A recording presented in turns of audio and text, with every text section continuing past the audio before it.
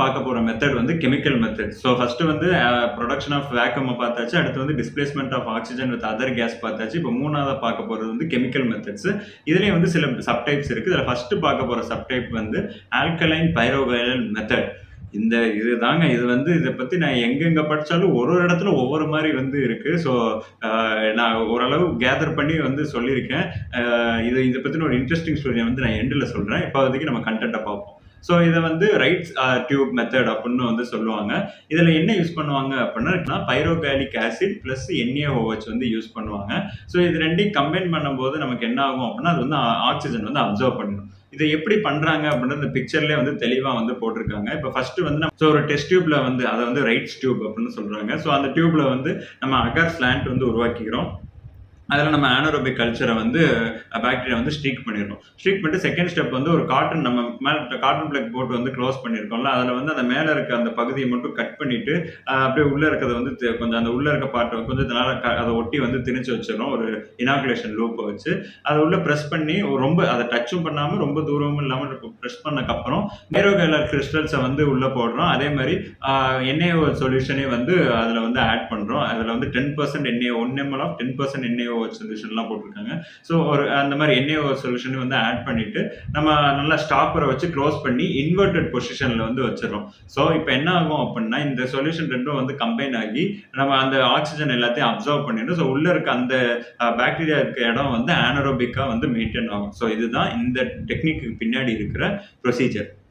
இப்போ ரெண்டாவது பார்க்குற சப்டைப் என்ன அப்படின்னா ரோசன்தல் மெத்தட். ஸோ இது எவ்வளோ ஈஸியாக இருக்குது, ரொசன்தல் மெத்தட். ஓகே, ஸோ இந்த ரொசன்தல் மெத்தடில் பார்த்தோம் அப்படின்னா நம்ம முன்னாடி பைரோகேல மெத்தட் அதே தான் ஒரு சில கெமிக்கல்ஸ் வந்து யூஸ் பண்ணுறாங்க. என்ன கெமிக்கல்ஸ் அப்படின்னா chromium and sulphuric acid with yellow phosphorus. So இதெல்லாம் கம்பைன் பண்ணும்போது என்ன ஆகும் அப்படின்னா இதுவும் வந்து ஆக்சிஜனை வந்து அப்சர்வ் பண்ணுது. மூணாவது டைப் என்னன்னு பார்த்தோம் அப்படின்னா கேஸ் பேக்.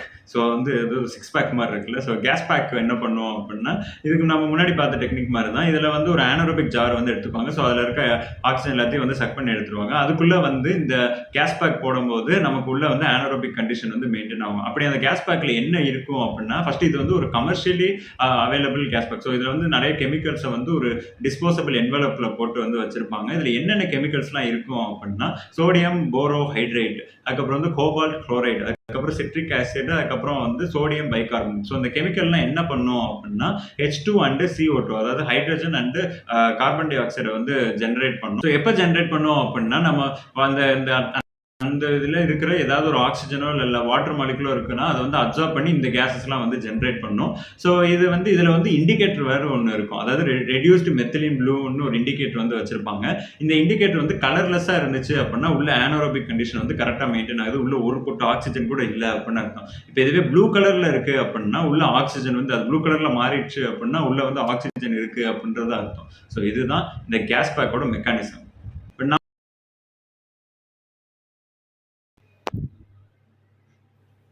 ஸோ இந்த ஆனரோபிக் பாக்டீரியா பற்றி படிக்கும்போது தான் ஒரு இன்ட்ரெஸ்டிங்காக ஒரு விஷயம் வந்து தோணுச்சு.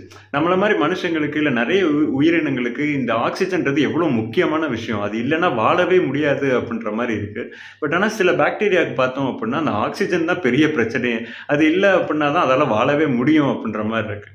அதே மாதிரி தான் நம்ம லைஃப்பில் நம்ம இம்பார்ட்டன்ட்டுன்னு நினைக்கிற ரொம்ப முக்கியமான சில விஷயங்கள் மற்றவங்க லைஃபுக்கு வந்து அது தேவையில்லாத ஒரு விஷயமா இருக்கலாம், இல்லை ரொம்ப டிஸ்டர்பிங்காக கூட இருக்கலாம். ஸோ நம்ம யாரையும் எங்கேயும் ஜட்ஜ் பண்ணாமல் நம்ம பாட்டுக்கு நம்ம இருக்கிற வரைக்கும் ஹாப்பியாக இருப்போம், சுற்றி இருக்கவங்க எல்லாரையும் ஹாப்பியாக வச்சிருப்போம். இந்த வீடியோ உங்களுக்கு பிடிச்சிருந்தா like, comment, share, subscribe and bell icon hit பண்ணிடுங்க.